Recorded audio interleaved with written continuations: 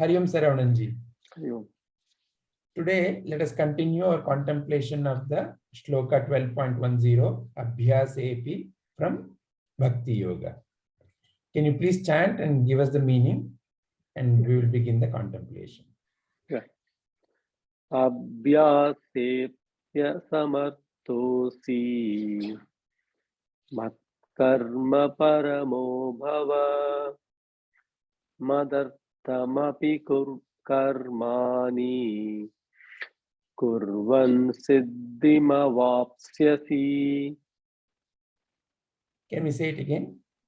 Abhyase asamartho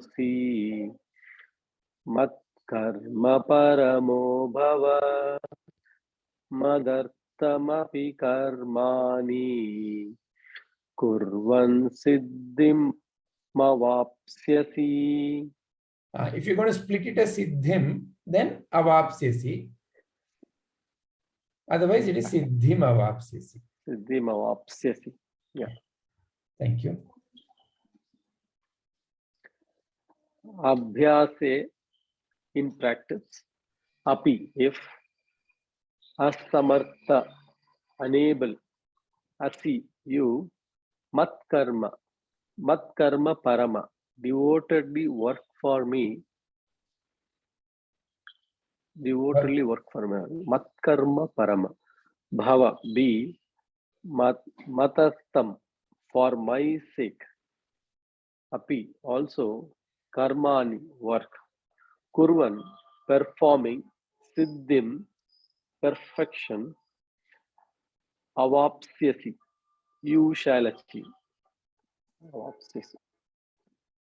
If you cannot practice the regulations of Bhakti Yoga, then just try to work for me, because by working for me, you will come to the perfect stage. Wonderful. Thank you, Sarvanji. Thank you. So Krishna is saying, if you're unable to practice bhakti, he is giving a qualification for practicing of bhakti, regulations of bhakti yoga, then just work for me. So in a way, we have to continue from our last session.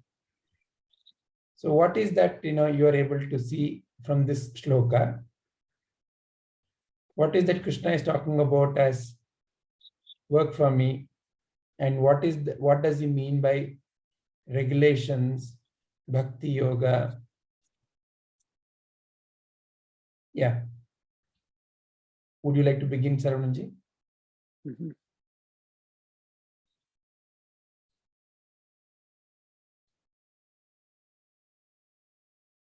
So, yeah, I'm trying to understand why. So the way it starts is like, if you cannot practice the regulations of Bhakti Yoga, so regulations, it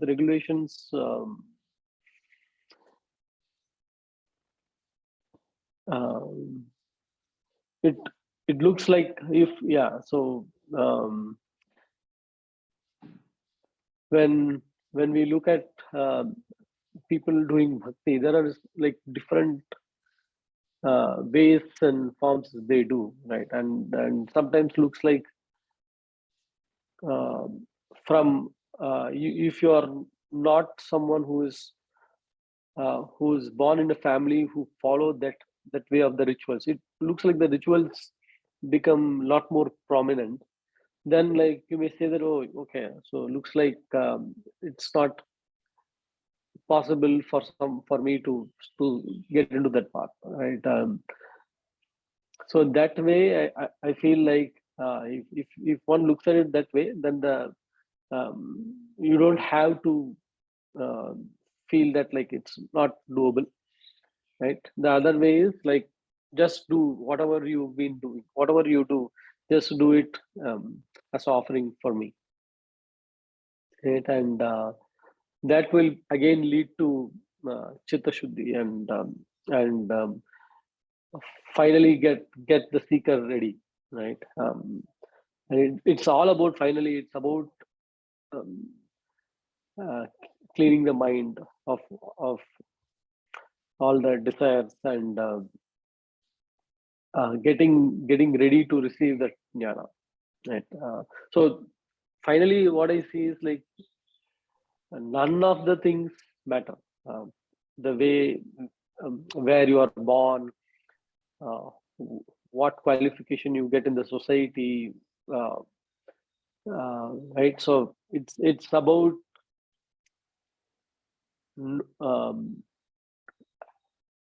being very clean internally, right? And like once it's like having a clean mind is a clean slate where the jnana can be written clearly, and the person will be able to attain moksha, right? And again, this moksha is also it's a knowledge, right? It's not this is like something I'm just going to extend it to my contemplation over the week. It's not something experienced, right? It is still knowledge. It is knowledge, and that knowledge is something like I will carry every day.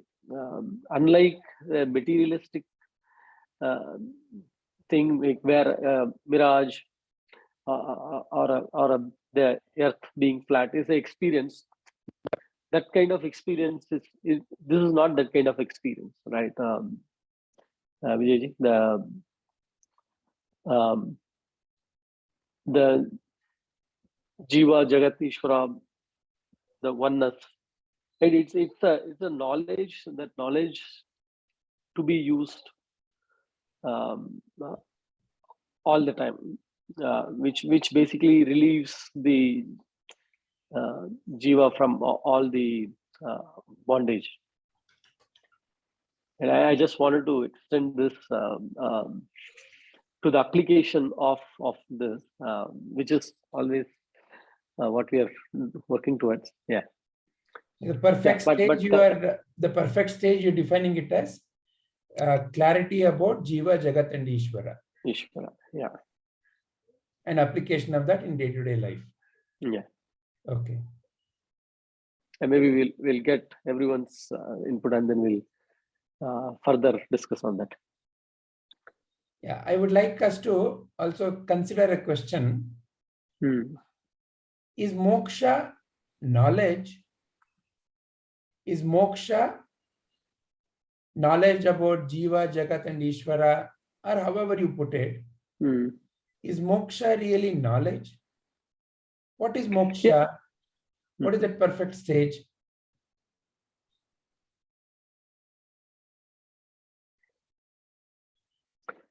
Yeah, so that is something I was thinking, because any experience is still at a mind level, right? And, this is beyond mind. So, but this knowledge is also being contemplated at the mind, using the mind. Yes. So when you say Jiva, Jagat, Ishvara, where is all of that? In the mind only, as various concepts. But these concepts are of a nature where they help you to expand rather than constrict. Expand who? The one who thinks I am a limited being. So it is also knowledge. But the function of this knowledge is to point at something which is nothing but you. And you are above the knowledge. Think of it like if knowledge is like books in the shelf, you know what to pick, what to use. So the purpose of all this Atmajnana, or the knowledge of the self, is to point at you, the one who is beyond the books or beyond the what is stored in the mind. So moksha is realization that you are that. Because when I say knowledge, I still use the mind, the concept of knowledge in the mind. So it is still a concept I need to define. But you know you exist. And that is not because you use the mind, you exist. It is not that, oh, I think, therefore I exist, like some Greek philosopher said. So that means that it is still application of the mind. But who is that who is able to see the content of the mind? Who is that who is able to see the knowledge in the mind? Classify it as, oh, it is knowledge, oh, it is ignorance. Who is the one who is able to use the content of the mind to vocalize? That you is the pointer by the Atmajnana. So Atmajnana, which is the realization of the true self, which is the perfect stage, is realizing that that is who I am, who I have been searching for. So I am that is not a matter of knowledge, in the sense that it is not as something that, I have to use the mind to keep on affirming. Son doesn't need a certificate to say that you are a son. He is son. So you are that. You are that self.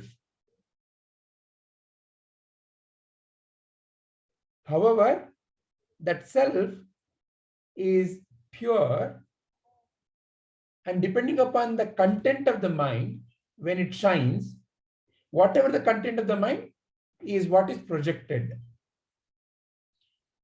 Yes. Therefore, the content of the mind has to be refined. So in that sense, you are already in moksha. Sun has never been in bondage. Sun was never gone. Just because a cloud appeared, it made an illusion as if the sun is not there. But the moment the cloud passed, sun is there, always been there. So like that, appearance and disappearance of various questions and clarity is in the domain of the mind.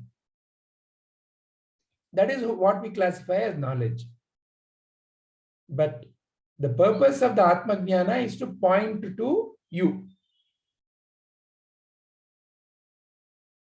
the one in whose presence knowledge is getting illuminated, the one in whose presence ignorance is getting eliminated. Even ignorance has to be eliminated. Otherwise, how will you become aware that something called an ignorance exists?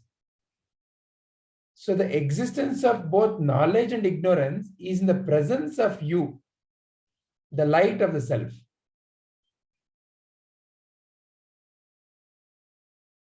So moksha is realization that that is who I am, the unchanging, the light of the self. And that light of the self is pure from the content of the mind. But when it shines, when it operates in the world, it operates through different instruments, different contents of the mind. So depending upon the object, when the sun shines, different shadows appear. It may be building shadow, tree shadow, or whatever. Shadows appear. So shadow is what we are calling as knowledge. But the knowledge is not you. In your presence, the knowledge is illuminated.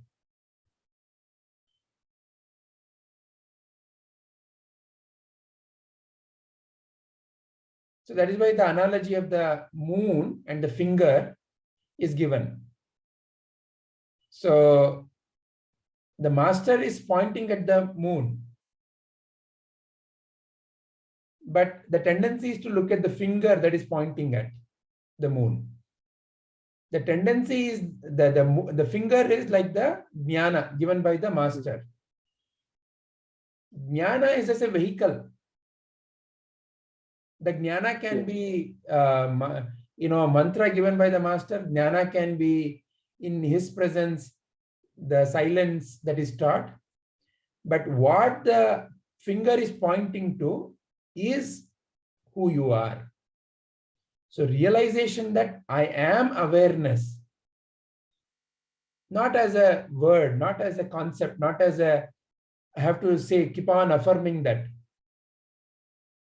Because you have never been anything else. But I guess it is on the way, right?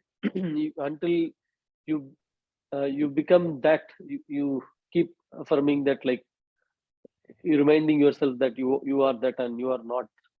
Yeah. So therefore, there is a stage of GV, then sadhaka or a yogi, and then state of, it is not a state, but for the sake of discussion, state of perfection called jnani.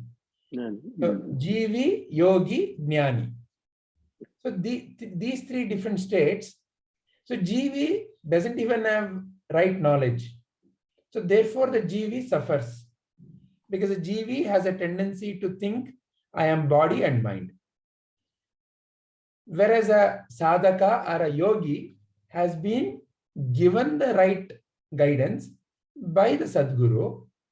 So the GV has started waking up to the state of perfection, and that GV is called as a yogi or a sadhaka. So because of impressions in the mind, the sadhaka still has questions, doubts. So depending upon the path chosen by the sadhaka, therefore, there are different stages or paths given. If you recall our last session, we talked about karma, kriya, bhakti, jnana. So in a way, they are in the same order. But truly speaking, there is no order. But from the standpoint of a GV, yogi, this order is there. So what did Sri Krishna say in the last session, in the last shloka? I mean, he said, follow bhakti yoga. So bhakti yoga means what? Purity of emotions. I am not important. The one who thinks I am, the ego entity. See, because all the practices are done by the ego entity. So ego entity is not important, but the higher self is important. That is bhakti. Bhakti is I am not important, but you are important. That is bhakti. So in order to even practice bhakti, bhakti has also different stages. There is an outer bhakti. So the puja, punaskara, whatever you do outside, rituals. And that outer bhakti has to become inner bhakti. Inner bhakti has to then be transcended, has to become para bhakti. So there is a movement there also. In the para bhakti, there is no bhakta, and then the object of the bhakti, and then there is bhakti that is being offered, because they have become one. That is a true state of a jnani also. So to reach that, one can either use the intellect, which is the jnana marga, or the emotions. You know, a bhakta is full of these sweet emotions. In the presence of a bhakta, there is tears of joy. All of this is bhakti. So Sri Krishna is saying regulative principles of bhakti. See, bhakti has a lot of let's say, for example, in order to perform Sri Vidya Kriya, you have to do certain things at a certain time, in a certain order, in a certain rhythm. So there are a lot of rituals and a lot of restrictions in what you can eat, what you cannot eat, where you can eat, where you can travel, where you cannot travel, who you can talk to. So a lot of restrictions are there. So it's a regulation. So through that regulation, the mind is slowly becoming fixed. The mind is becoming clear about cleansing the deep-rooted impressions. But it is not possible for everybody. That is why in today's shloka, Sri Krishna is saying, if the regulative principles of bhakti are difficult for you, start with karma yoga. What is karma yoga? Work for me. Without a desire for fruit of action, work for me. So start with karma. Because karma is the simplest way. Because most of the human minds are tuned for karma. Because we have a tendency to act. Because that is the one that we constantly see. So the tendency to act is the first one that needs to be modified. Modified means what? Action cannot be cut. But the action's approach or the attitude of the action is where the problem is in life. I am doing and I have to enjoy. That is the first thing that needs to be modified through seva. Through seva, that has to be modified into action is for the benefit of the others. That is seva. So as one gets established in seva, the mind naturally becomes quiet enough. And in that mind, through jnana, natural bhakti also flows. So therefore, Sri Krishna is saying, it's like giving various options. He said, jnana is the best. That's why he gave in second chapter itself, jnana. You are that. He taught you that. However, the mind, because of the impressions, doesn't accept that easily. The ego entity is not willing to accept that easily. Ego entity has various questions. Or if the ego entity is not pure enough, it may even morph that into a egoistic statement. I am that. So therefore, that jnana, for it to truly blossom, the mind's impressions, the chitta shuddhi is important. So chitta shuddhi means what here? Is it that I have to get rid of all the impressions? How can I really get rid of the impressions? Where will they go to? Is it that I know I've become forgetful? Chitta shuddhi means there is a concept of who I am in the chitta. You know who I am? I am this body. You know who I am? I am whatever the concepts, relationship concepts, are various attributes through which, adjectives through which I describe myself. I am intelligent. I am beautiful. I am a wonderful boss. I am a lousy teacher. Whatever the relationships and the roles, these are all the concepts of who I think I am. So chitta shuddhi is fundamentally making sure that these ego entities are false, has to be realized. These ego entities are not really there. They appear to be there. So it is not about getting rid of your memory. So the functional memory cannot be gotten rid of. Should not be gotten rid of. What is the purpose of removing the functional memory? The functional memory that this is a book is useful in life. That this is a mobile is useful in life. That this instrument is called as male body is useful in life. That this instrument has certain relationships is useful in life. Because it is through that knowledge that you function in the world. However, all these attributes is who I think I am. That is the fundamental ignorance. That has to be cleansed. So Chitta Shuddhi is not getting rid of the memory, is purifying the memory of who I think I am. The who I think I am is the one which is the fundamental cause of all disturbances. So through the seva, when the ego entity realizes I am not important. So as I am performing the seva, when I do the action in the yajna bhava, samriddhi or rains happen. And the ego entity through that can realize that all I did was, put some stick into the fire, but rain happened. How did rain happen? I was not responsible for the rain. I did not go to the clouds. I did not move the water. Oh, then the ego entity is submissive enough to even see, did I truly offer that stick?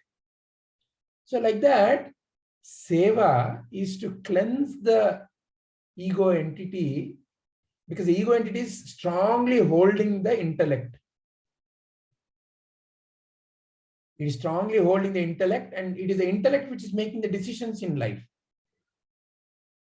So the decision-making faculty is influenced by the ego. So through various sadhana, through seva, first the ego entity's clutch on the intellect is loosening up. And then bhakti and jnana naturally start flowering. Bhakti and jnana are like one and the same. In the true bhakti, true jnana. In the true jnana, true bhakti. Because in the true bhakti, there is no other. However, from an outside viewpoint, it seems like there is a bhakta and there is something else and there is a bhakti.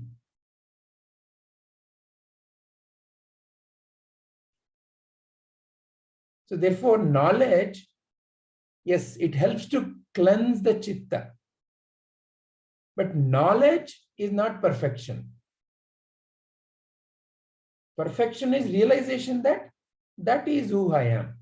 What the knowledge is pointing to, what the words are pointing to. When the master says tat tvamasi is a knowledge, is a sentence, is a sound, is an uttering. It brings about, especially based on who says it, it brings about transformation. But that word is not what the perfection is indicating. The word is a pointer to the perfection.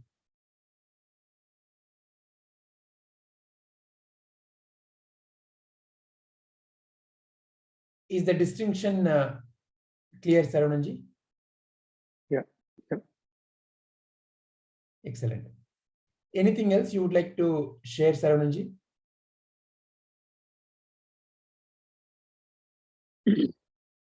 Yeah, so one more way I was looking at this, like it is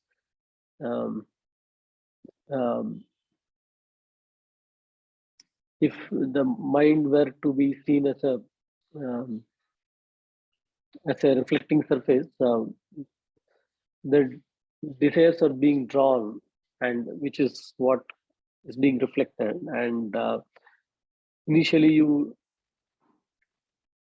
you start writing the jnana part of it by erasing the desires, and at some point of time you don't write anything, which is where it becomes a clean surface, and in that clean surface you are able to see the full reflection of the self, right?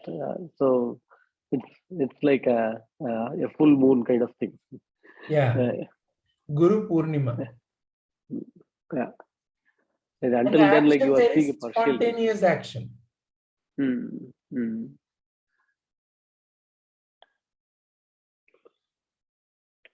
Excellent. Rupaji, what would you like to share?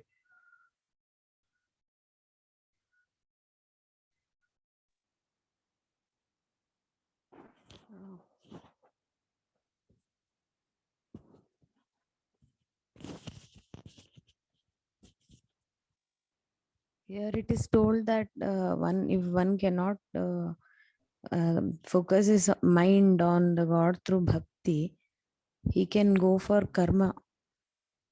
He can do his actions as an offering to God, and you will come to the perfect stage. That means one can realize himself.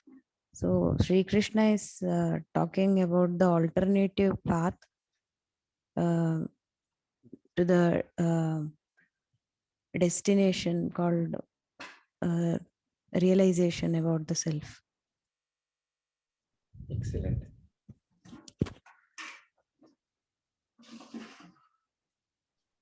So it's like the Google map. If this route is blocked, take this other route. Yeah. But Rupaji, the question is, is it that, it is one versus the other? Is it that, you say, oh, I'm a karma yogi, and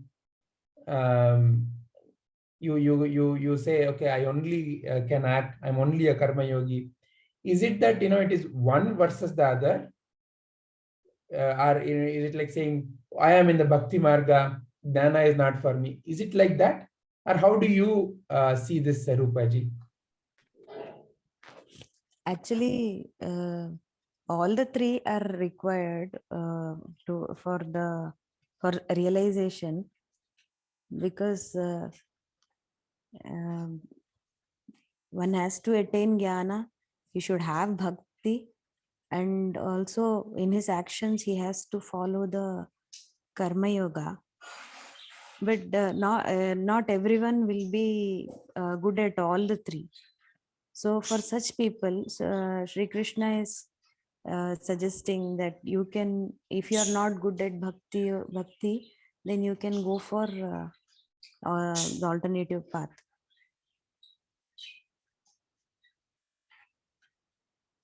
So what are you saying? Are you saying that they are mutually, see, for example, if you take the analogy of a route from point A to point B, there may be one route like this, one route like this, one route like this. When we are traveling in one route, we are obviously not traveling in the other two routes. Is that the case here?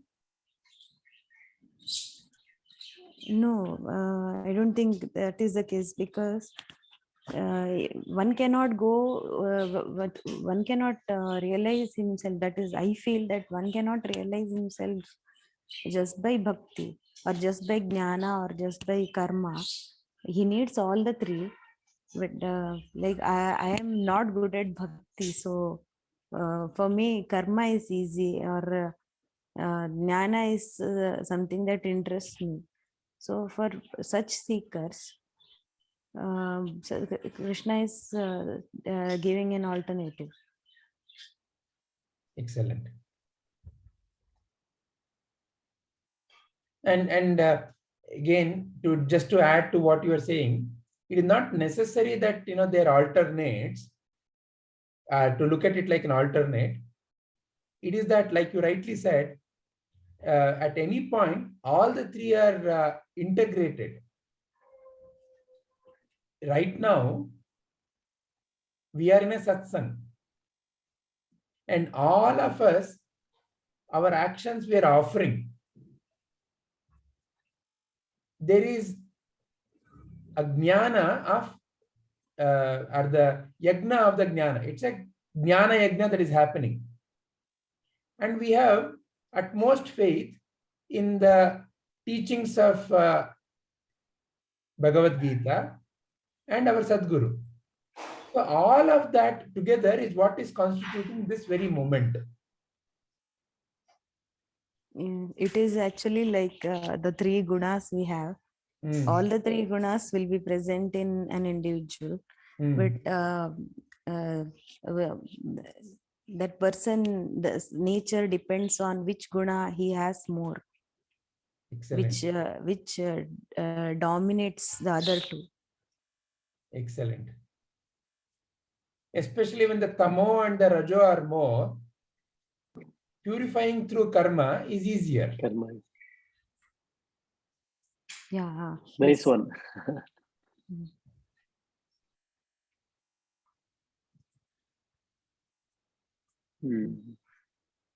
Wonderful, wonderful insight, Rupaji. Thank you. Shailajaji, what would you like to share? Sir, actually, first when I saw this shloka with meanings, I had so many questions about what are the regulations Sri Krishna is talking about, and again, why can't we, as till now I knew that bhakti yoga is related to moksha, but then why should we separate it? Those questions I had, and then you very well brought that moksha example, sir, and questioning ourselves. And then this shloka is very much related to the previous shloka, as I missed last class, and then that brought clarity for me. So what are the regulations and all those things?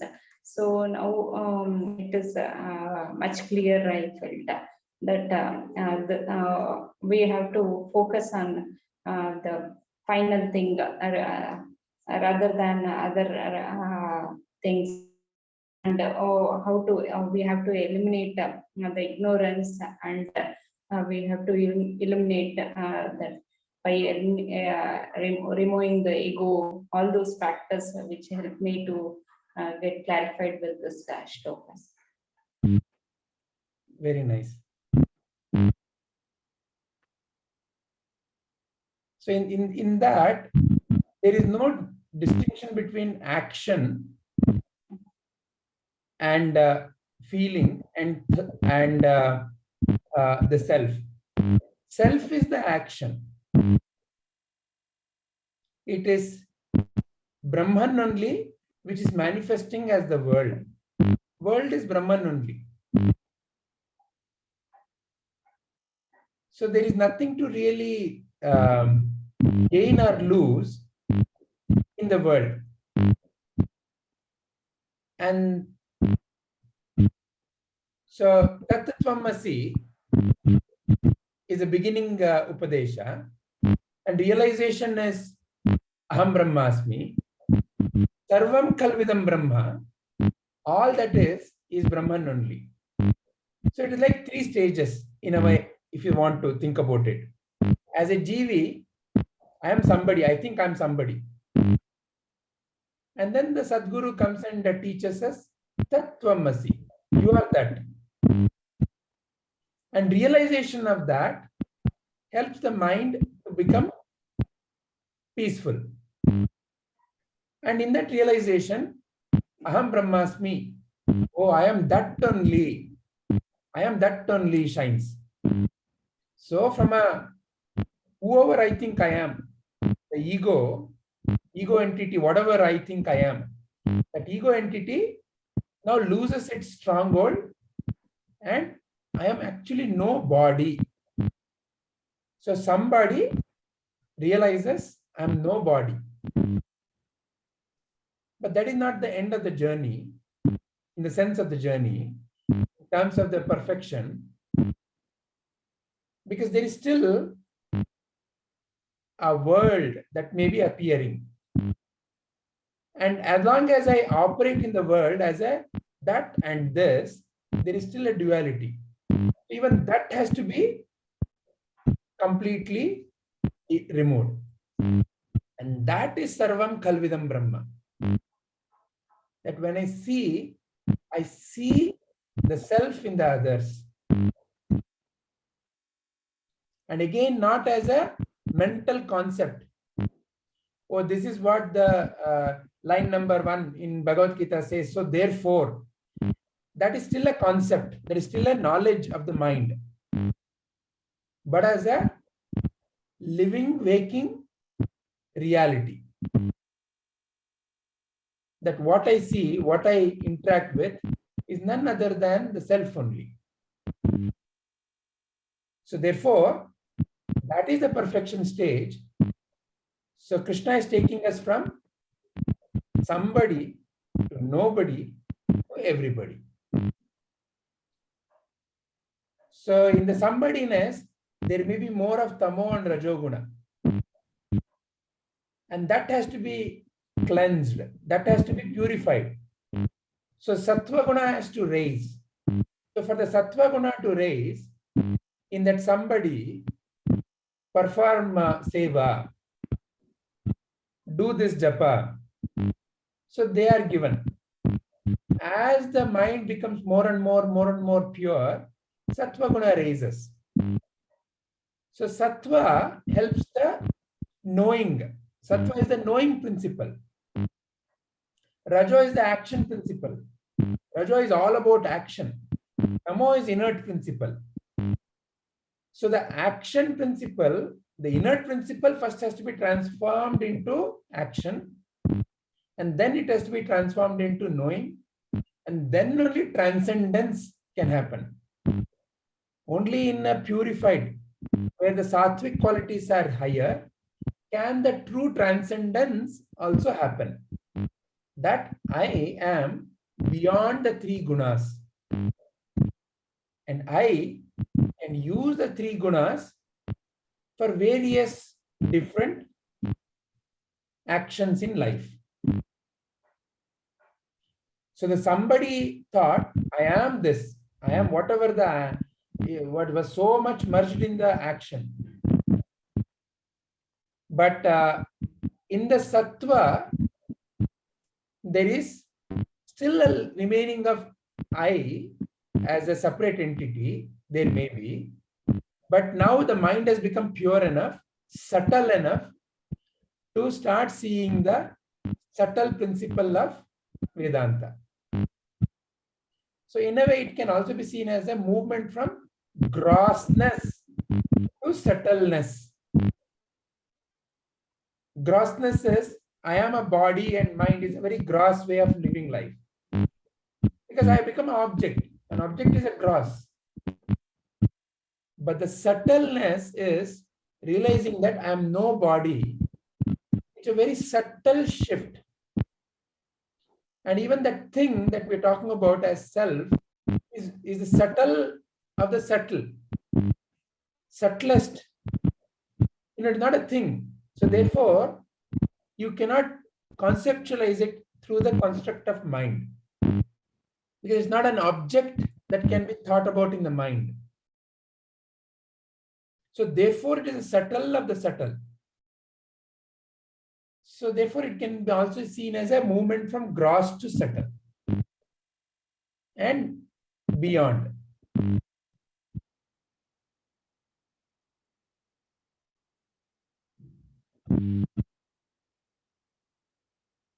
So that's why this picture, which indicates through a simple example of cycling, oh, how can I be perfect? I cannot be perfect.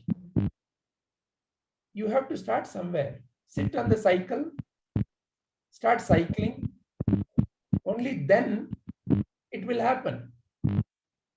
I cannot be sitting outside and then saying, I will have to learn cycle. I will ride cycle only when I become a perfect cyclist. It cannot work like that. In life, you have to be and start practicing. So, Brahmara Kita Nyaya. So, therefore, the Sadguru has given us a teaching, Tattvamasi. So, whenever in doubt, Tattvamasi. Oh, I am that only. So, therefore, intellect is through which decisions are made, and through the decisions, the actions flow. So, the subtle instrument through which the actions are flowing, people think that the actions are through body. But before the action through the body flows, the intellect is the one which has made the decision for that action to flow. So therefore, there it has to be first of all corrected. So therefore Sadguru has given us the teaching, Tattvamasi. So as I hold on to that, as I keep on contemplating that, then all other things subsequently naturally get modified. When the action was through the indication or through the wrong or the false identification that I am a mind and body, then such an action created havoc. And such an action is what you can call as adharma. What is dharma and adharma? Essentially, adharma is whenever I have a feeling that I am the mind and the body and I am the performer of the action, that is adharma. It is not outwardly representation of, oh, see, they are giving so much of donations. What a dharma karya. No, dharma karya doesn't happen because somebody is giving donation. Dharma is what is the attitude of that giving. Is the attitude of giving, I am giving. My hard-earned money I am giving. It is then still with the concept of me and mine. I am the giver. So therefore it is still adharma. So what is dharma? Dharma is realization that I am no body. And this instrument is through which the self is expressing in 100 different ways, 1,000 different ways. So any action performed with that selflessness or without the attachment to the ego entity, only such an action is true dharma. Only such an action leads to total harmony. Because such an action is flowing from the self, for the self, and it is acted by the self. In such an action, there is no distinction of me and mine, you and me. In such an action, it is true feeling of oneness. Only such an action is true dharmic action. So therefore, outwardly classification by looking at the display of the action. See, they are giving so much of money, adharmic. See, he's taking a knife and cutting somebody, adharmic. That is not the right way to classify. What is the attitude through which the action is being performed? So in such a transformation only, perfection is seen. You are already perfect, but it has to be realized. I am imperfect is what is prompting us to act. So therefore, Krishna is not advising dropping the action. He is transforming the action.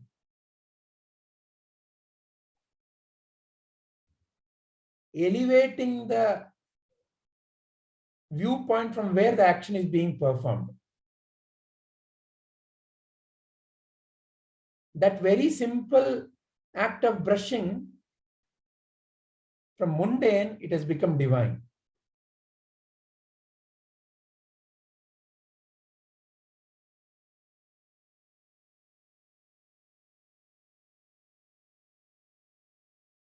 All right. Is there anything else that anybody wants to say or ask?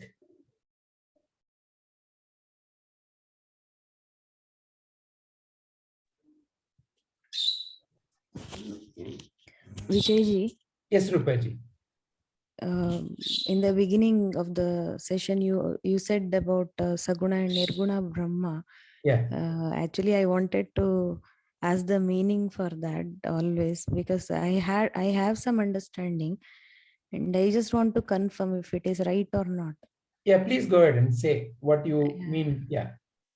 Nirguna Brahma is the Brahma with no form and shape, and Saguna is something which we have given the name and for form. Is that right?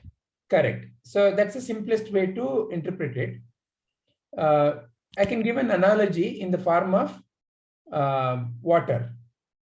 Water by itself has no taste, no color, no shape. But water can be poured into a glass it looks like a glass. Poured into a tumbler, looks like a tumbler. You can mix red color in water, it becomes red water. You can mix pink color in water, it becomes pink water. But has water truly become pink? No. Has water truly become tumbler? No. Has water truly become glass? No. So the water is the Nirguna Brahma, pure. But that water can appear as rain, as river, as gutter water, as ocean. All of this are different forms of the same water. So the ultimate nature of you is that attributeless. But the expression has attributes. We express divine as, oh, so sweet love. So love itself, in one sense, okay, so there is also another aspect of love. Love can happen in the world of duality with respect to something. I love chocolate. Do you love a banana? No, I don't like banana. I don't love banana. So there is a love and hate. So when you look at the world with these kinds of attributes, there can be a sense of separation. So sun is full of intense light. There is no darkness at all. So darkness is another aspect. When you see light and darkness, they coexist. So like that divine is in all the other forms. So therefore, divine can be seen as nirguna or sum total of all the gunas. And the sum total of all the gunas is infinite. So it's either zero or infinite. Both are pointed to the divine only. So therefore, when I look at world is full of objects, full of different forms and names and forms. So which name and form is divine?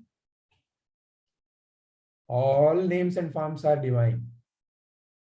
Vishnu Sahasranama. The divine is propitiated through 1,000 names. Is it only limited to 1,000? No. 1,000 is just a, more, it's not one, it's not two. Is it three? No, it's thousands. It's like saying thousands. Like Sahasra Purusha. In the Purusha Sukta, Sahasraksha, Sahasrabahu. 1,000 eyes, thousands of arms. So it's not a literal thousands. It is that all these other limbs of action, all these eyes of seeing, all these hearing, all behind that is the divine only. So the one is expressing as many. Another analogy can be the web woven by the spider. Where was the web? In the spider. So the web is not separate from the spider. So the web has so many attributes. You can look at it, you can feel it, touch it, smell it, express different aspects. Oh, it's very fine, it's very thin, it shines in light. See, you are giving attributes. You are explaining. You are able to feel it through your 5 senses. So that is all saguna. But the true you is pure water. Sat Chit Ananda. Pure existence is contentless. You are that, like your deep sleep. Your deep sleep is an indication of your Nirguna Swarupa. In the deep sleep, there are no objects. Meaning what? They've gone back to the source. And that source is beyond name and form. Any name and form is a saguna. Beyond name and form is nirguna.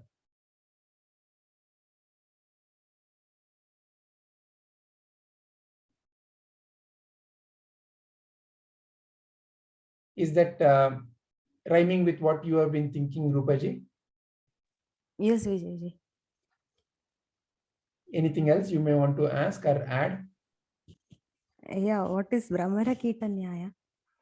Brahmara Kitanyaya, sure.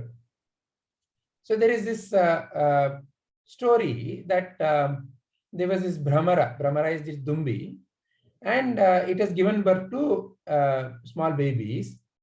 And in order to feed the small babies, it catches hold of all these kitas, small kitas. And how it feeds the babies is it stings the kita, and it, by the sting of the bee, the kita dies, and the Brahmara feeds that to the kita, to the baby Brahmaras. So now there is this kita which has been caught. So the Brahmara catches quite a few kitas and has brought them to the nest. And now they cannot escape. So it is stinging one of the kita and it is feeding. So seeing this, one of the kita is so afraid of the Brahmara. It is constantly remembering Brahmara's sting. And lo and behold, by the time the Brahmara comes to this kita has itself become another Brahmara, has become another Dumbi. So now the Dumbi no more stings. So this is the Drishtanta, or the analogy, or a kind of like a, in the form of some kind of a imaginary story, the transformation of the Jivi to Brahman. So the Jivi is like that kita, constantly worried about life, constantly petrified by life, constantly in anger or in sadness or in worry, because life stings. Life is not at all simple. Life is not nice to you. Life stings. So he's constantly worried. What will happen tomorrow? How will I survive? What happens, if my past is found out? What did they say? What they should have done? What they did not do? So constantly the kita is worried by the sting of the life, the Dumbi. Dumbi is constantly stinging. When does the kita truly become free? When the kita realizes, life is who I am. I and life are not separate. The otherness in life is an illusion. When the otherness in the life vanishes is when you truly are free from suffering. Because then there is no one to sting. See, you can sting somebody. If there is a person, you can cut their limb.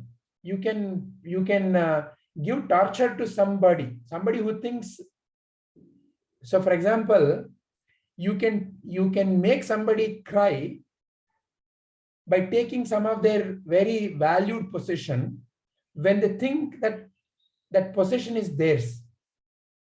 If somebody thinks they have large amount of book and they are very proud of their book collection, and they are so, maybe let me change the example. Car is a better example. You might have seen some people, they give more love and care to their car than to other people in their house. They're constantly cleaning their car. And you can see their behavior when, if somebody goes as much as touches their car, they're very jittery. They can yell at you. If let's say by mistake look at the road, especially in Bangalore, maybe in your town it is not very often, but in Bangalore it's quite often. Some luxurious car is going and some bike fellow goes, touches. And that's the end of it. That bike fellow had it. Why? Because his owner's most precious Benz or whatever that car is now touched. So where is the hurt coming from? Where is that feeling of so much of anger coming from? That car is who I am and the other one is separate from me. The car is mine. So the otherness is the one which causes all the anxiety and tension and worry and stress in life. And the otherness is the dumbi. The dumbi is constantly biting, is constantly stinging. And the kita is constantly petrified. When can this kita truly become free? Only when the kita realizes, oh, the otherness is an illusion. Becoming a Brahmara is not about like, this body will transform into something else. Becoming Brahman doesn't mean this body will become something else. Nothing in the outside world will change. Nothing in the world will change. Body will continue, objects will continue, people will continue, politics will continue, wars will continue. World as you have seen prior to realization will continue to be the way it is. But the sting has vanished because the one who was getting stung is an illusion, is that realization. So you cannot cut the space. Space you cannot harm. But a page or a book in the space can be cut, burnt. So somebody can be stung by life, called dumbi. When that somebody has vanished, when the somebody has realized I'm nobody, then that dumbi, because there is nobody to sting. And in that, when everybodyness is also realized, I and the world are no separate, then who is stinging who? There is no one else who is stinging. In the dream, I saw so many characters. Some dream may be lovely, some dream may be making me feel to cry. But ultimately, when I wake up, I realize, oh, it's all my dream. I only was dreaming as different characters. So the sadness goes away, or that whatever excitement also goes away. Oh, it's just a dream. Because there is no other in the dream. So the worry is otherness. So the dumbi is the otherness. Rupaji, is this bringing clarity? Yeah, it is. But I have one more question, Vijayji. Yes. Suppose in life someone is constantly troubling us, how can we take them as like how can we react to that situation? Should we think that the other person is also me? Yeah. So see, first is the source of the irritation. Okay, when the other person is troubling, where is that the feeling of irritation is coming from? The feeling of irritation is coming from within me. What is the other person doing? Say, for example, let's take a simple example. Somebody comes and says, you are a donkey. Somebody said it. What is that they have said? They have said some sounds. They have made some sounds, essentially. So now those sounds, through your five senses, are traveling to your screen called mind. And in the screen called mind, this impression, this whatever the sensations that have traveled are acted upon. By who? By the ego. And how does it interpret the sensations? As a small baby, the same sensations had no effect at all. Why? The ego did not have any kind of knowledge about donkey donkey is a stupid animal. All of that wasn't there. So the ego could not do anything. Intellect was still there to decide, to judge, was still there.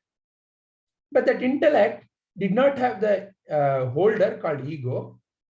And that intellect also did not have a content called chitta to operate on. So therefore, the same sound came and vanished, leaving no worry at all, no further effects at all on you. But now, as you have progressed in life, meaning what? As you collected various content about the world and life in the mind, there is a emergence of an entity called ego. You know who I am? That has emerged. And there is now a lot of content about, oh, the word called donkey is referring to a stupid animal. So therefore now the wielder, that ego, when it operates on that sensation, is the one who is getting upset, is the one who is getting angry or sad. So therefore, fundamentally, who is the source, or what is the source of any anxiety or tension or anger or sadness in the world? Is this illusory entity called ego. Because it is the ego that decides how to cut. It is the ego which decides how I should judge. So therefore, the best way to handle any situation in life is by asking the question, who is the one who is getting upset? Who am I? Who's the one who's getting upset? Who is the one who is feeling angry now? Who is the one who is feeling sad now? Who got insulted? Who is that? So that who am I can be used to bring clarity to the illusory ego. Because it is the illusory ego. Illusory. Please mark that, underline that. Illusory ego. Ego is not something concrete. It's not like a ego. Look at this. This is ego. It is not like that. It is illusory. It appears to be there.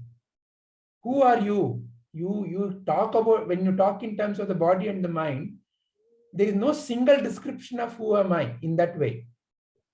There are so many things. Oh, I am this body. Which body? The body that was born? The body that was in the 6 years, 16 years? Which body? Yesterday's body, today's body, which body? Constantly changing. So illusory. Are the content of the mind. Which I? The mother I? Oh, but the mother I wasn't there before the baby was born. Now the mother I has come. So all these are illusory. What is illusory? It appears to be there, but it is truly not there. It is not a permanent phenomenon. It's not a constant in life. It is not a unchanging in life. It's a changing in life. So therefore, the permanent fix is to realize the self. In the realization of the self, all this otherness goes away. But the question is coming from, okay, how do I deal with it on a practical basis in day-to-day life? So therefore, this jnana has to be contemplated upon and realized. In that, true deliverance happens, true freedom comes. So then even when you are in that situation, you are undisturbed. So a jnani is totally silent and undisturbed from within, may act depending upon the situation according to the time and space. So in action, when you are doing a drama, you are totally aware, I am not the character of the drama. I am only acting. So that is called as responding. Whereas reaction is, I have no idea why I acted that way. That is reaction. Reaction comes from lot of deeply held subconscious impressions.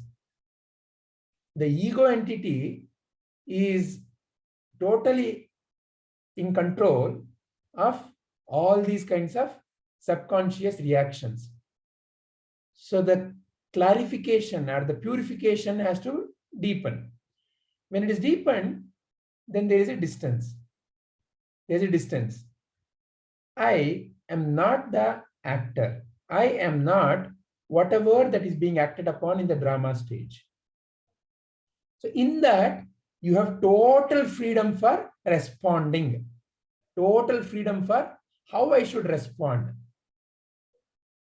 Do I have to yell back? Do I have to keep silent? Do I have to wish the best for the other? Is the action something that I can let it go?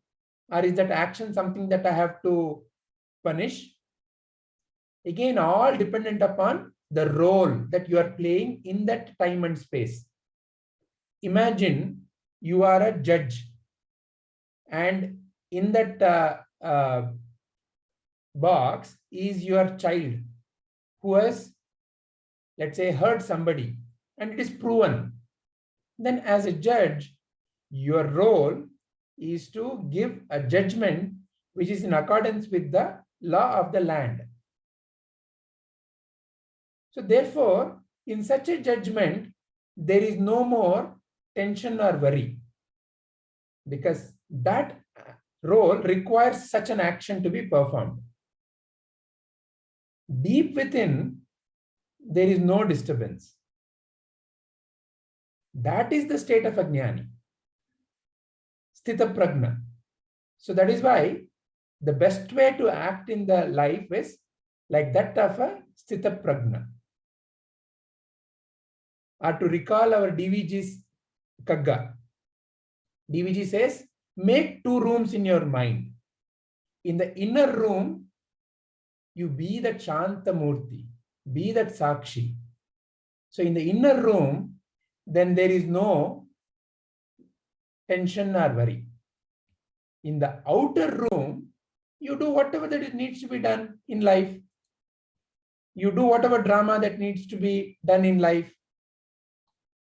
So this is the true state of a sannyasi. I'm just looking for that picture, who a sannyasi is.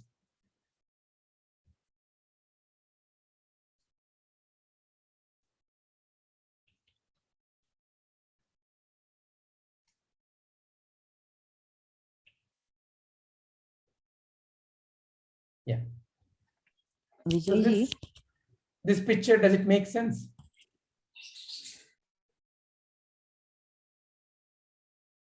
Rupaji?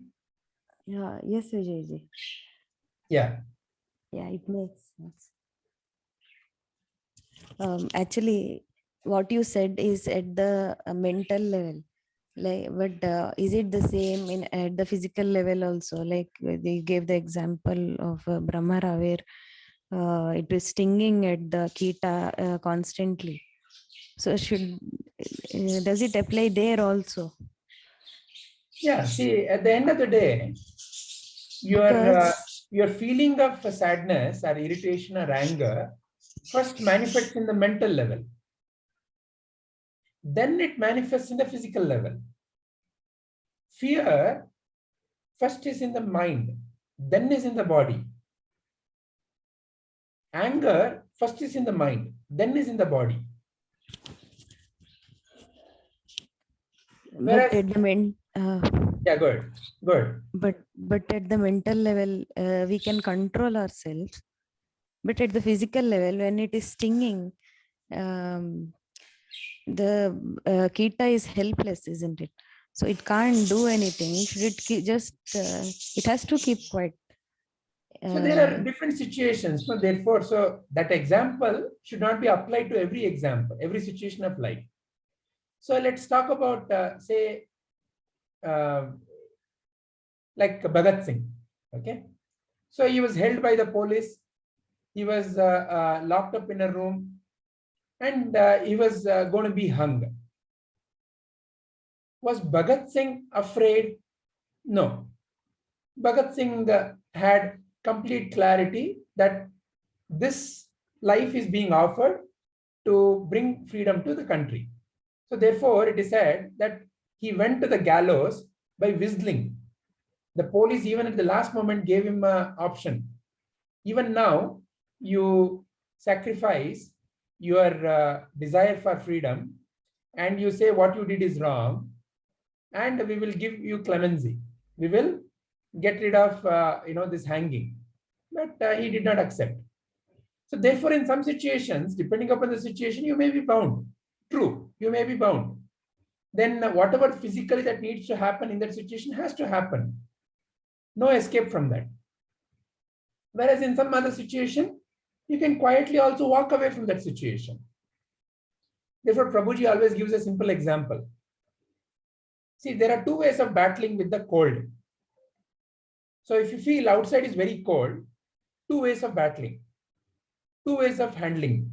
One is simply wear a jacket. Simply wear a jacket and stand in the cold. Another is, through certain practices, you can generate heat from within, like a yogi in the Himalayas. Then without cloth also, you are able to comfortably be there. It all depends upon your inner clarity at any given point of time. So you're right. In some physical situations, you may be tight. You're in the as a body, there is no escape. But as a spirit, realization that you are not the body is the freedom that you have.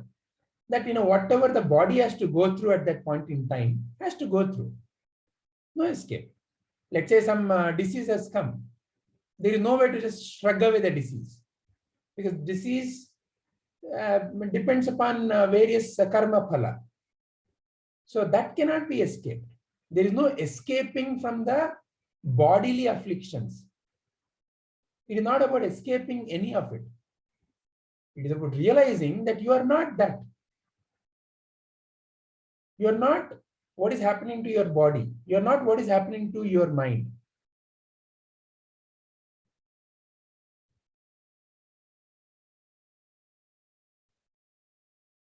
Does that bring clarity, Rupaji? Yes, Vijayji. Thank All you. right. Is there anything else that Saravanji or Shailajaji want to share? No, Ji. No, sir. All right. Good questions. Okay. Then let us end our today's contemplation.